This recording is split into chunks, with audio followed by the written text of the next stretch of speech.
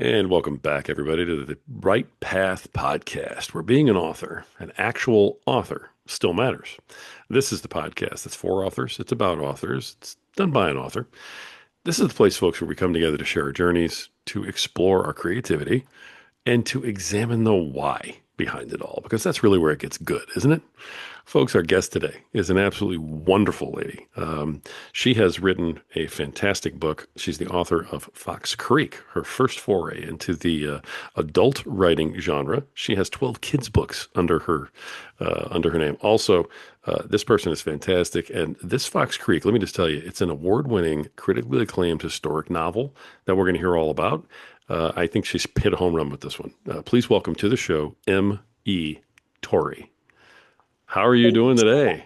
Oh, I'm doing great, Rory. Thank you so much for having me on this podcast. Not at all. It's absolutely my pleasure. And I cannot wait to hear your story about how all this has transpired.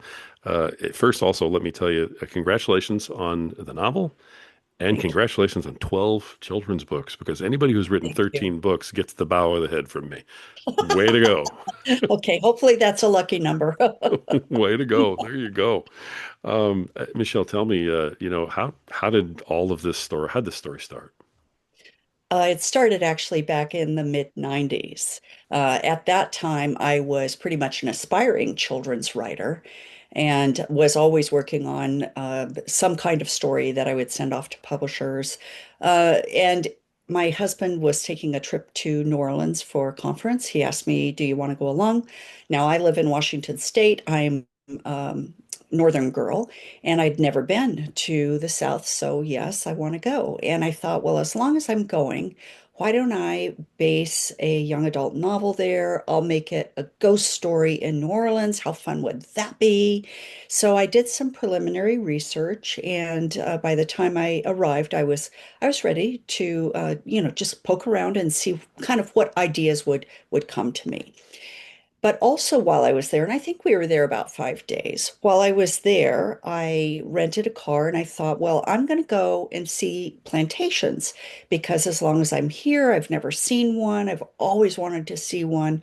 So I went north of Baton Rouge and visited about 10 plantations over a 3-day period. And Wow. what I encountered just really changed, not only changed the trajectory of my writing, but changed my life. What I encountered, well, first of all, let me say I expected a balanced narrative, a balanced tour from the tour guides. For example, here's the white story, here's the black story. But instead, all I got was the white story about the slave owners and the big house, their family tree, their ancestry, and how wonderful life was for them. And I was very troubled by that, in that the slaves were never, not once, mentioned. Hmm. And it was only after the tours were over and I would wander the grounds and I would go into the slave cabins, and I just was so bothered by this disconnect between this incredible life in the big house and how that was being perpetrated as the perfect life, and then what the reality was behind the big house. And I came away not only pretty mad, but on fire. And I thought I have to write a book about this, about basically the white narrative as it intersects with that black narrative. And it can't be a young adult book because I just want to go too far into it. So it needs to be an adult book. And so I began full-time research at that time. And it took me 3 years of full-time research. And I was done the late 90s and started writing, but didn't actually get done with writing until 2008. Wow. All right. I mean, 3 years of research. That's a Yeah, ton. I mean, yeah. congratulations to you. Thank you. And my goodness, kudos for doing that kind of work. It sounds like the historic accuracy of this was incredibly important to It was. And I have a scientific background. So, research for me is kind of fun. I like digging down into the nitty-gritty, but it was Uh, really important to me, especially being a white woman, that I represented the Black voices in my novel as accurately as I could. And to do that, I had to read as much as I could get my hands on from former slaves and autobiographies of former slaves and so on. that is a very interesting dynamic to the entire book, obviously, Yeah, with what you had to encounter there. Now, as authors, we all write from different positions. We all have different characters that we either embody or we embolden in our writing. With the way, especially with the way things are today, that is a tougher job. It sounds like. I mean, it sounds like a bigger than you would normally encounter undertaking. Did you feel the weight of did. that? The I importance of getting it did. right? Yes. Now, back in the 90s, when the inception of this idea began, it never occurred to me, and this is my white privilege speaking, it never occurred to me that maybe I shouldn't be writing through, the voices. My main character in this book is Black, so maybe I should, think twice about that. Never occurred to me. So then you fast forward, getting in the late teens, and suddenly I'm terrified about getting this book out there. And as one friend put it to me, you're going to be crucified. And I thought, oh my gosh, what's going to happen? Because, there's cultural appropriation and all of that. But Mhm. I felt so strongly in my book. So, because I'm talking to an audience of writers, now I don't usually say this on a podcast, in fact, I never have, but because I'm talking to an audience of writers, I will tell you. Back in 2020, we're shut down from the pandemic, and I had this opportunity to pitch my book to three agents virtually for a conference that I had signed up for. And I had my elevator pitch all ready to go. And I know how to do an elevator pitch. I mean, I taught a class on how to do an elevator pitch. So I had it all ready to go. And every single agent, did I say editors? But these were agents. Every single agent that I talked to, there they are on the screen. I start my elevator pitch, and the moment they realized I was having a main character who was Black, I could just see the curtain close on their face. Just I can only imagine. Yeah. it was awful and terrifying. And I thought, what do I do with this info? None of them were interested. What do I do with this information? Do I never publish it? And I finally came to the understanding that, first of all, I don't think I've misrepresented the Black narrative. I don't. Um, I'm sure that's arguable, in some situations, but I think I've represented it as honestly as I can. And secondly, it was never my intention to drown out Black voices or whitewash Black voices, which has been historically done by white people, as I experienced in those tours. And I realized that I simply want to add my voice to the discussion of race and white privilege. And when I realized that, I thought, okay, this is getting out there. But because no publisher would touch it, this is self-published. Congratulations. Thank you. And it sounds like you had to go that way for sure, but I did. by the same token, that took a lot, I would imagine, to do that. Yeah, Because you're taking this all on yourself and you're saying, I don't care what I'm getting from these agents across the Zoom feed. I don't care what these publishers are saying. I'm getting this other hate from other people I'm talking to. I can only imagine what may have been coming your way, especially at right, the time that you're talking about. right, And then you said, you know what? I'm going to hit publish anyway and do it myself. right. Incredibly brave. How in the world did you muster that kind of courage to go out there and do that? Or is that just who you are? And I haven't, gotten to know you yet. Well, I am a brave person, I would say overall. There's a lot of things that I'll try that other people won't. And mixed in with that is a lot of naivety. Which is kind of a good thing because I often just jump into things and then find out Sure. later, oh, okay. Well, it's up to me to make it happen anyway. And I find it that I'm able to do that. So, naivety goes a long ways too. But I will say, I would sometimes wake up in a cold sweat at nights thinking, what the hell are you doing? So there was a lot of terror going along with this, but my actual experience has been very different. I know that as time goes on, of course, I'll get the haters. They're out there and they love to hate, Sure. and that's all right. I do have rather thick skin being in the publishing industry, the traditional publishing industry for 20 years. I have a very thick skin. So, in a sense, bring it on. But what would have been devastating to me was to have the Black community as a whole say, no, no, Hmm. this is not good. And that hasn't happened. And I've been on multiple podcasts with Black hosts who have welcomed this discussion. And we've had very meaningful discussions. And I'm just going to keep doing it. I think it's so important to get the issue and discussion of race out there in front of people, Black and white. Sure. My goodness. My goodness. Yeah. No, I keep going back to, I was thinking all this stuff beforehand, and now I get to actually ask you the question. So I'm kind of excited. Like, um, we all write different characters, but there seems to be so much more weight in the idea that, if you're writing, say, a detective who happens to be black, or if I'm writing a ball player who happens to be Japanese or something, and I'm neither of those, I'm putting myself in their shoes. I'm trying to imagine their upbringing. I'm trying to create the character from scratch. Mhm. How much more added weight was there with the fact that it wasn't just about being black, but that it was also about being a slave during that time frame, which carries with it all of the other baggage? There's huge weight with it. That's why I did the 3 years of research. And what I want to point out is that there is a hole missing in the research that's available about slavery. Yes, you have scholarly books about slavery, and so the scholars are saying this is how it was.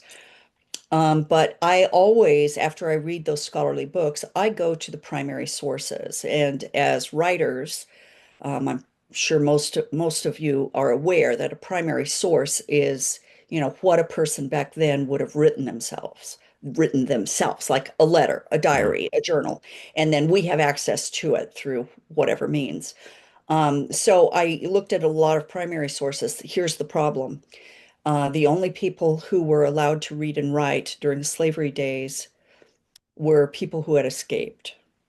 If you, for the most part, if it was against the law to teach a slave to read and write. So you will never find a book written by a slave who was born on a plantation, lived their whole life on the plantation, and died on the plantation or another plantation. Okay. In other words, they were a slave from start to end. Um, we don't have their stories. The stories that we have are those people who escaped, who for some whatever reason they were literate, and who wrote their stories. Another resource that we have is what's called the Federal Writers Project. It was done during Roosevelt's time to help give writers a job during the Depression. And writers would go into places like Louisiana, where my book is based, and they would interview ex-slaves, and so you have these oral histories, and I read a ton of the oral histories, but those are also a small subset of the whole slave population, and they're skewed also in that they were children at the time the Civil War ended, all of them, because these interviews are happening 60 years later, 70 years later. So they, we don't know how much they might have glorified the past. Oh, my master was so wonderful to me, or how whatever they chose to read into it, we don't really know. So and the people who had escaped, they were also an unusual subset. They were very courageous, willing to risk their lives, and willing to do anything to have their freedom.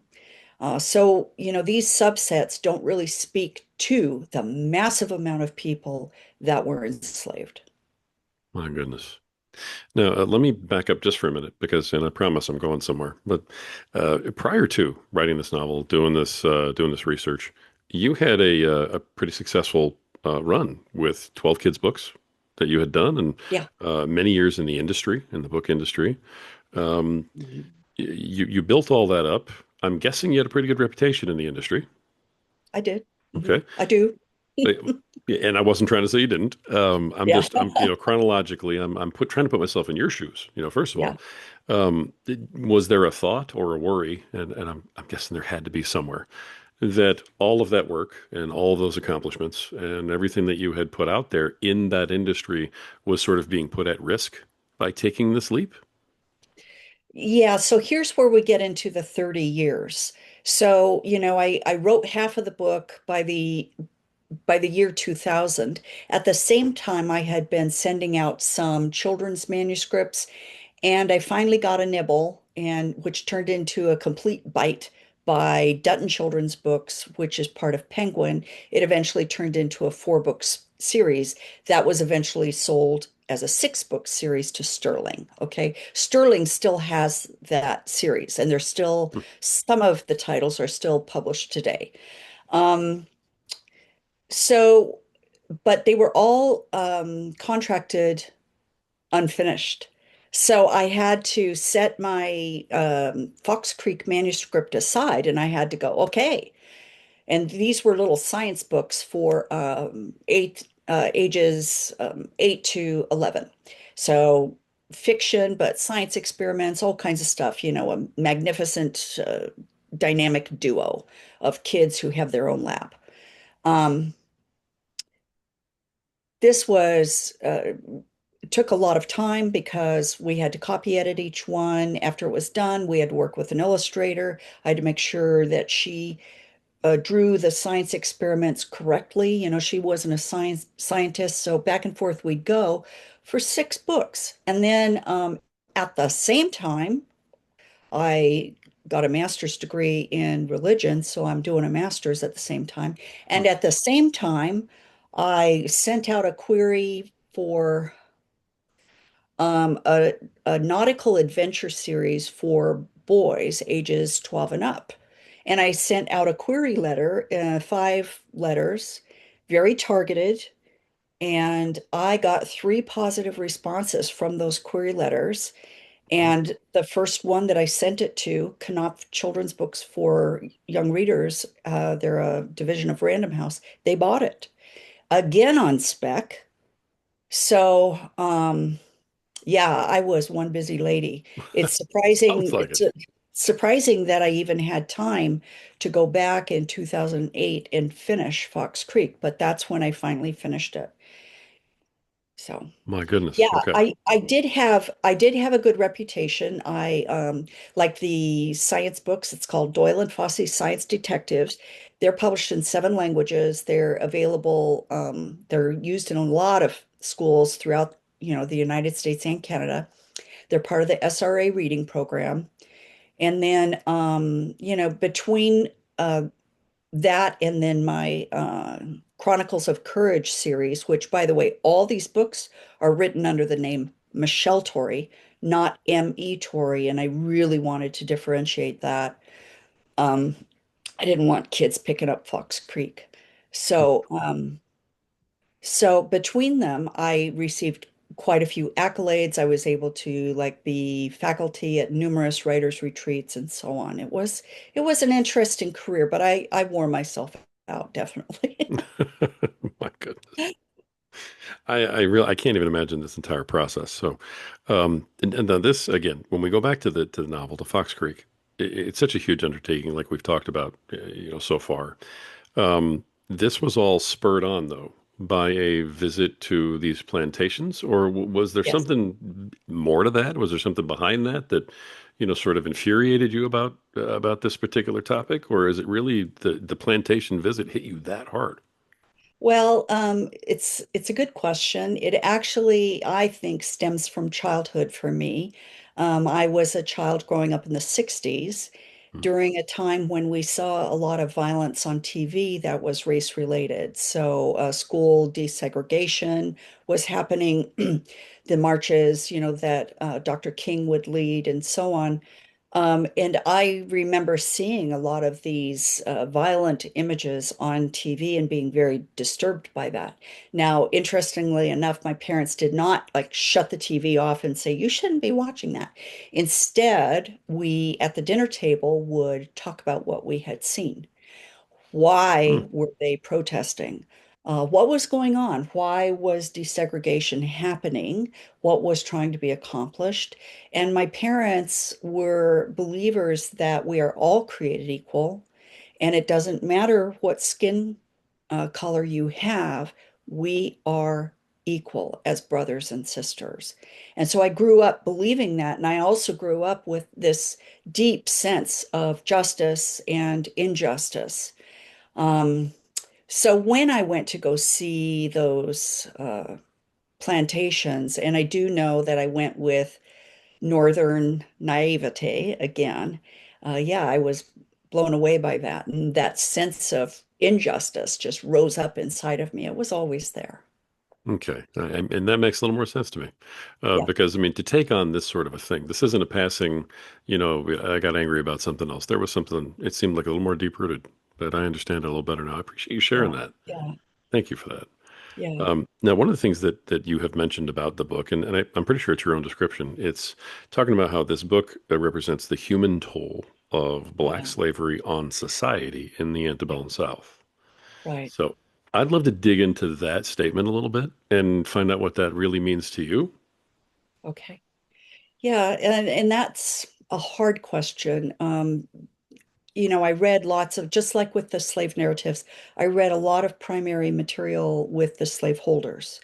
And they ranged anywhere from people whom I disliked intensely to people whom, if I met them today, I'd be going, man, they're so cool. They're just really nice person.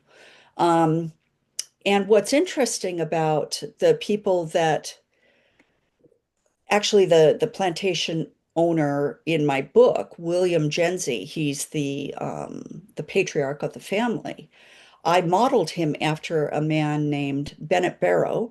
Bennett Barrow wrote a plantation journal that I think it's called a Florida Plantation Life in the Florida Parishes, 1843 to 1846. And the Florida parishes, that's a little confusing, but it was part of Louisiana at that time. So this fellow lived during the time that my novel takes place and in the place where my novel takes place. And he was a neat fellow. I mean, he loved his family, he did his civic duty, he took care of his neighbors. If one of them was sick, he'd send over people to help hoe the field, whatever it might be. Um, he was a good father, and he would do things like hold a little bird in his hands and note its characteristics. At the same time, he did not hire an overseer because he believed an overseer would not be as emotionally invested as he was in his plantation. He had about 80 slaves. He believed in a series of rewards and punishment. If the slaves know exactly what's expected of them and they do it, they'll be rewarded. A big dinner, a big dance. But if they don't do it, everybody knows they're going to get 10 lashes with the whip or blah, blah, blah. So it was interesting and uh, disheartening. That's not the right word. um, I can't think of the right word. It was horrible, I guess, to see on one page where he's talking about, oh, I went to a fish fry and a frolic over at, my buddy's house, and then the next day he whips an entire hoe gang because they only did half a day's work. And so you have this cruelty interwoven with this day-to-day social fellow. And I've asked myself, why would that be? And at one point, he asked his wife, have I ever harmed anyone in my life? And she, in all earnestness, said to him, no, I don't believe you have. And of course, I'm just like, are you kidding me? Because chapter after chapter in his journal, he's punishing people. And at one point, he lets his hound dogs who chase after runaways overhaul one of them because he keeps running away. Well, what's overhaul mean? It means the dogs just attacked this guy. So what do I think's happening? I think because society in that time condoned it and said this is all right. In fact, the pinnacle of Southern society was to own a slave. Pinnacle of being a man was to be a slave holder. So when you've got society saying this is okay, then what happens is this degrading of the human, so of Bennett Barrow and his wife and their children, and they're not able to see clearly the cruelty and the human toll that is happening right in front of their faces. Yeah. That desensitization because they're not really people in the first place. Right, Yeah, right. And I I did understand. seek to bring that out in my book, and I did seek to try not to write an author's opinion on any of the characters that I wrote in their viewpoint. I didn't judge any of them. Now, step back and yeah, I either like them or I don't, or I'm kind of so-so. Sure. But you'd be hard pressed to know who I like and who I don't like in that book. Good luck. Right. Well, that's awesome. I mean, if you can step back and say that, then that's quite the accomplishment. That's wonderful. Yeah. Let me talk to you a little bit about the process too, because this is such a unique type of project. Um, when Okay. your process for writing your previous books, okay, was that what was that like, and how was that different from the process that you had to settle into to write this one? The process for my science books was very different from my other books. It was because I teach 4 science concepts per book, and I had 6 books, that's 24 science concepts that I had to come up with. So concepts like buoyancy, static electricity, and so on. And I can't just have a science concept, I have to think of a story that would be understandable to grade schoolers, funny, because they're all funny, and how it could somehow become a mystery. And some science concepts, I never could crack that code. And so they would just go off into the distance. Others were very difficult, and others just came to me like that. And so then I would write the mystery, and then I would come up with a great experiment to just reinforce that concept. And so that's how I wrote those 6 books. Now, all my other books are historical fiction. And so the process for all of them was pretty much the same, which is I have a sense of what story I want to write, and I've got more or less a sense of my characters, maybe not. And then I start doing research. And as I do the research, I might chance upon a particular passage, maybe it's primary or secondary resource, doesn't matter, where that that just rings a bell with me. And I'll go, oh, I need a character like that. Or, oh, that has to happen in my book. Um, and so for instance, in my book, Fox Creek, William has a journal and he writes in it. And in one of the sections, he says, I had the dogs overhaul Sonny a bit. Hmm. Okay, so that's an example of how it makes it into my book. Um, and so then I've got all this research, and while I'm researching, I'm oh this character, that character, and how does the plot go? And oh, I could do this. So I've got this massive amount of ideas that somehow eventually coalesce into a plot line that's got your appropriate building, building, building, climax, the end. And sometimes I don't always know how it's going to end or what my middle's going to be. I just kind of trust in the process to give it to me. Now, with Fox Creek especially, there was so much research to do that I couldn't put it all in my head before I started writing. So I had the general idea, the scope, I knew my plot, and then for each chapter, before I start writing, I identify what needs to happen for each chapter, and what characters it needs to happen with. And then, okay, what research do I need to have on hand in order to write that chapter. So, what is she wearing? I need the research on clothing for this year and for the opera, or, whatever it might be. And I have all that kind of spread out in front of me or in PDFs, on my screen. And I toggle back and forth between, the research and then write, write, write, write, write. That's how I do it. Nice. Everybody has their own. So it's always interesting to hear somebody else's. That's Yeah. great. I Yeah. appreciate that. Okay. All right. Um, let's see. There's so much to this. I have like 15 more questions all stuck in my head, and I'm just going, okay, Okay. where do we go I'm trying next? to shorten. I know. Where do I go next with this? The Whenever I find with authors that I talk to, and I know that this has been for me with the writing that I've done too, we always seem to kind of be writing something to someone or for someone, that type of thing. There's someone in our mind that we're speaking to or about. I think we have a decent idea because you've been so open about it, about why you wrote the book. I'm curious about who you wrote this to or for. Yeah, I always write it to me, honestly. And I learned that the hard way. I've belonged to critique groups in the past, and when I first started writing Fox Creek, I would write a chapter, take it to my critique group. Everybody would be like, oh, and then, write another chapter. And then I found myself writing it for them. And suddenly I was paralyzed, and I could no longer write it. And so I stopped bringing them chapters and I had to get months ahead of them. So I got like 4 months ahead of them so that what I was bringing them then was not something I was currently working on. It had already been written. I wasn't rewriting it too much, and that worked for me. And I'm always writing for me. And if I write for somebody else, I find myself completely paralyzed. Great answer. Wow, I especially love the part about the group.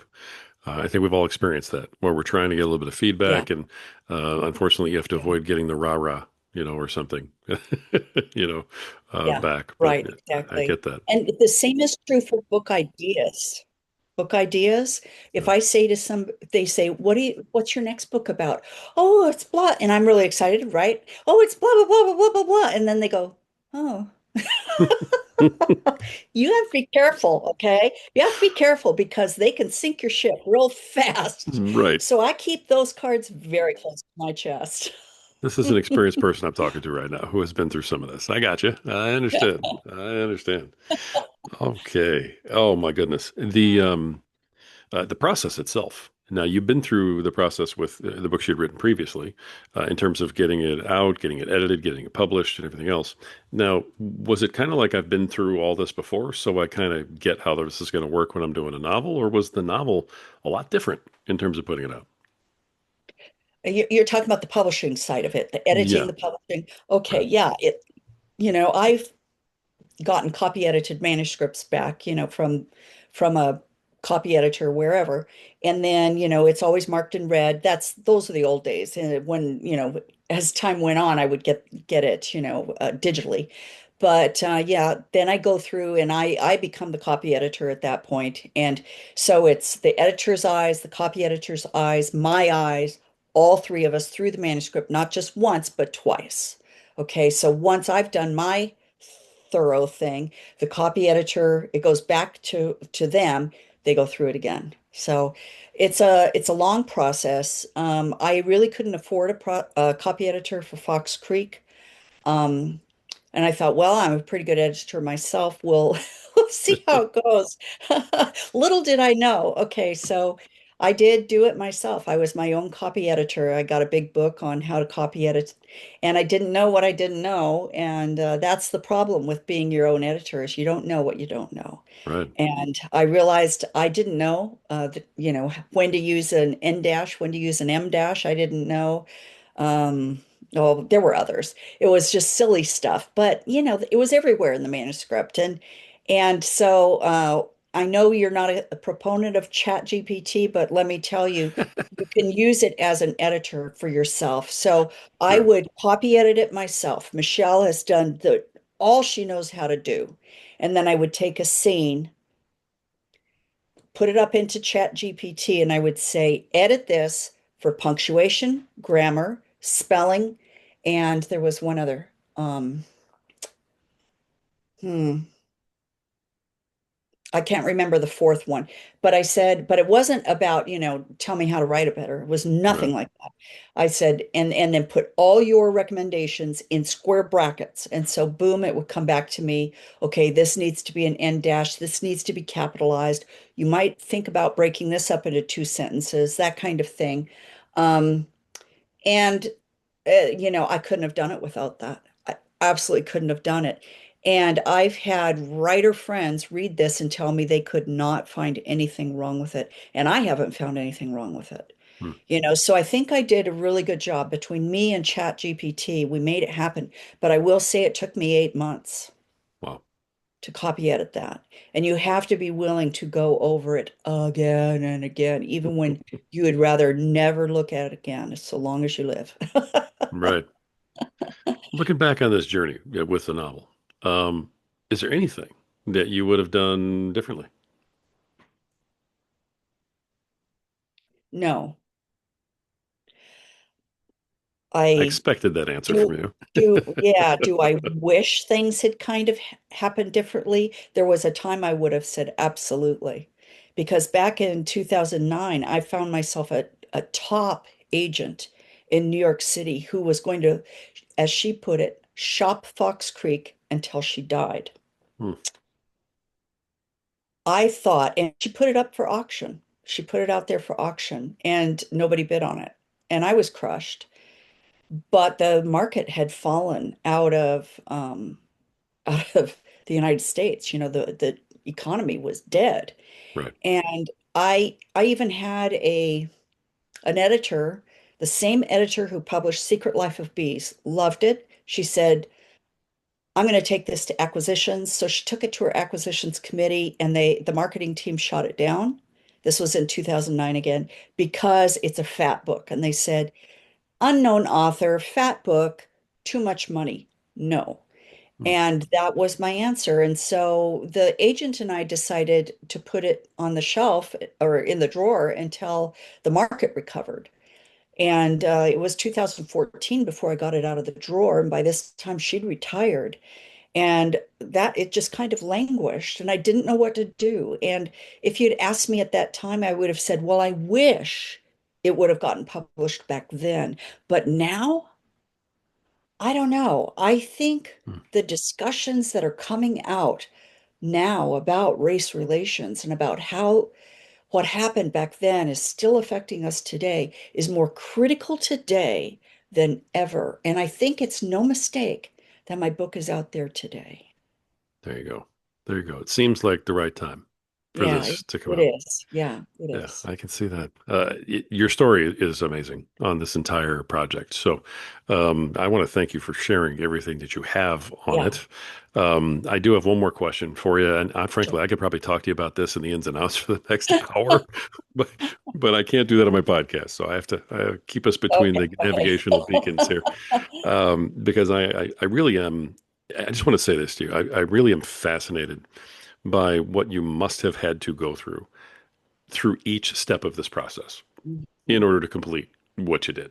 Right. I'm thoroughly impressed, and I don't know any other way to say that. I guess I'm not a good enough wordsmith, but just wow that you were able to put this out there and that you had the guts to do it is really something, Michelle. Thank you. That means a lot. Thank you so much. That's wow. All right, now let me get back on it. Let me get my podcaster hat back on here, Okay, and okay.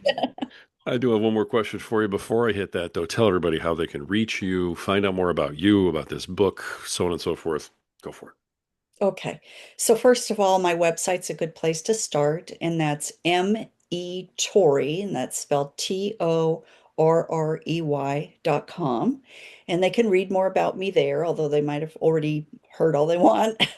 But they can find out more about Fox Creek on there. There are several links where to buy, Amazon, Barnes and Noble, but I always try to steer people to a place called bookshop.org, and that will support your local independent bookstore.